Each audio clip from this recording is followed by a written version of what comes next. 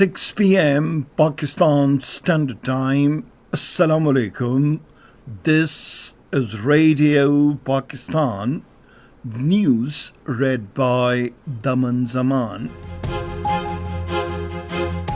The headlines.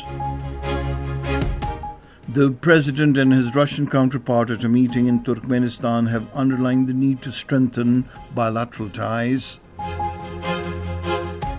The Saudi Minister for Investment has expressed willingness to further enhance investment in Pakistan.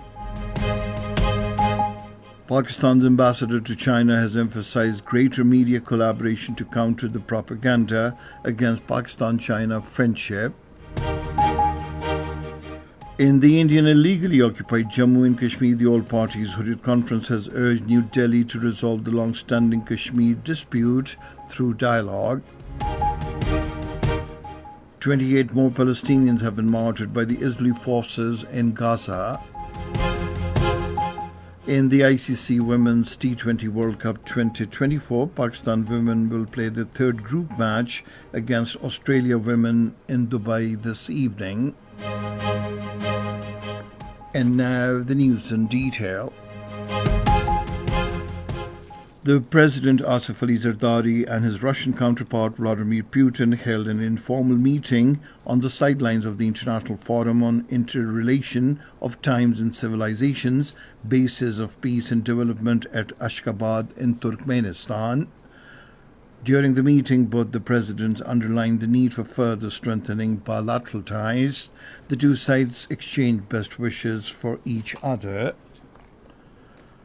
The President Asif Ali Zardari has stressed the need to focus on promoting connectivity among regional countries to strengthen cultures and economic cooperation. He was addressing an international forum on interrelation of times and civilizations, bases of peace and development at Ashgabat in Turkmenistan today. The President said Pakistan and Turkmenistan share a deep-rooted bond of brotherhood, which is built on mutual respect, commonality of faith, and a shared vision of a peaceful future. The President extended his heartfelt appreciation to the government and brotherly people of Turkmenistan for organizing the prestigious event aimed at promoting understanding, peace, and dialogue among cultures. The visiting Saudi Minister for Investment, Khalid bin Abdulaziz Al Faleh, has expressed willingness to enhance investment in Pakistan. He was speaking during a government-to-government roundtable conference between Saudi investors delegation and members of the federal cabinet in Islamabad today.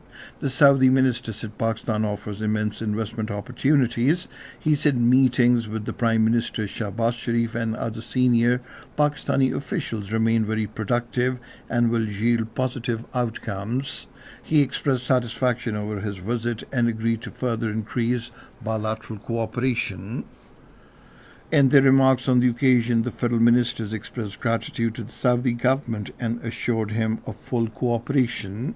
The finance minister Mohammad Aurangzeb said Pakistan's economy is heading towards stability and all the indicators are positive. The Minister for Petroleum Musaddiq Malik said Saudi Arabia's Vision 2030 is in consonance with Pakistan's economic priorities. The Privatization Minister Abdul Aleem Khan said Pakistan will extend all possible support to Saudi Arabia's business community for investment.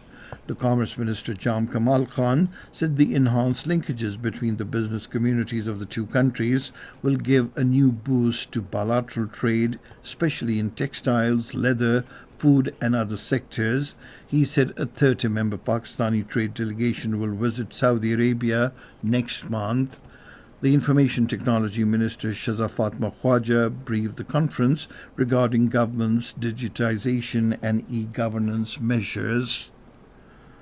Over 100 projects are being prepared for investment with the support of the Special Investment Facilitation Council.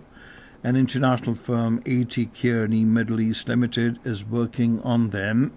The Special Investment Facilitation Council is also working with the State Bank to simplify the process of opening foreign currency accounts for foreign investors.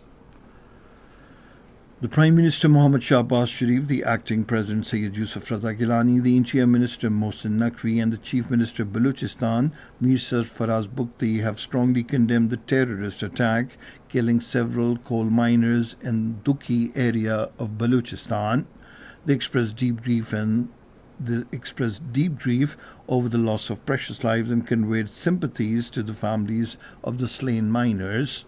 The Prime Minister, in a statement, sought a report from the authorities concerned on the incident and reiterated his government's resolve to purge the country of terrorism. Syed Yusuf Raza Gilani said perpetrators of this heinous incident should be awarded strict punishment. Condemning the incident, the Chief Minister of Baluchistan, Mir Sarfaraz Bukti, directed to take stern action against elements involved in the killing of innocent coal miners. In the terrorist incident during VR's unknown armed assailants killed at least 20 coal mine workers in Dukhi district. Pakistan's ambassador to China, Khalil Hashmi, has emphasized greater media collaboration between Pakistan and China to further deepen bilateral relations and counter the propaganda against their friendship. He was speaking at the launch of documentary From Chian to Gwadar Port at Pakistan Television headquarters in Islamabad today. He said a television co-production agreement between the Ministry of Information and Broadcasting and China's National Radio and Television Administration is nearing completion, which will allow for the joint production of television programs. He said scholars from both sides have been engaged on this project, the outcome of which will be a book and a documentary to be launched on the occasion of the 75th anniversary of the establishment of diplomatic relations between the two countries. Commenting on the documentary From Chian to Gwadar Port, he said it captures the spirit of Pakistan-China friendship and honors the unsung heroes who laid down their lives in building the Karakoram Highway. This is Radio Pakistan. In the Indian illegally occupied Jammu and Kashmir, the All Parties Hurriyat Conference leader Mirwais Umar Farooq has urged New Delhi to resolve the long-standing Kashmir dispute through dialogue. Addressing a large gathering at the historic Jamia Masjid today, he also called for the immediate release of Kashmiri political prisoners, including Hurriyat leaders, lawyers and human rights activists who have been unjustly detained in the Indian illegally occupied Jammu and Kashmir and Indian jails. The Mirwais said the recent outcomes of the so-called assembly elections in the Indian illegally occupied Jammu and Kashmir serve as a powerful rebuke to the Modi government's unilateral and illegal decisions made in August 2019. He emphasized that these actions have resulted in the erosion of the rights and identity of Kashmiris, effectively silencing their voice in the process. Meanwhile, protests erupted across the Indian illegally occupied Jammu and Kashmir today as demonstrators expressed their outrage over the recent sacrilegious remarks made by Hindutva priest Yati Narsingh Anand. 28 more Palestinians have been martyred by the Israeli forces in Gaza. According to the Palestinian Health Ministry, 54 people have been injured during the attack. Israel's year-long invasion on Gaza has martyred over 42,000 Palestinians and wounded more than 97,800. The Lebanese Prime Minister Najib Mikati has urged the United Nations to pass a resolution calling for an immediate ceasefire. In a televised address, Najib Mikati emphasized his government's commitment to deploy the army on the border with Israel as part of a cessation of hostilities. The International Day of Girl Child is being observed today. This year's theme of the day is Girls' Vision for the Future. This year's theme conveys both the need for urgent action and persistent hope driven by the power of girls' voices and vision for the future. Legendary actor Abid Kashmiri passed away after a brief illness in Lahore. He was 74. Abid Kashmiri was born on 4th May 1950 in Lahore. He had acted in hundreds of television and stage dramas and films. In 1988, he was awarded the Nigar Award for the Best Comedy Actor for the film Bazaar-e-Husn. The Punjab Governor Sardar Salim Haider Khan has expressed deep grief and sorrow over his sad demise. Cricket. In the ICC Women's T20 World Cup 2024, Pakistan women will play their third group match against Australia women in Dubai today. The match will start at 7 in the evening. And finally, the weather report.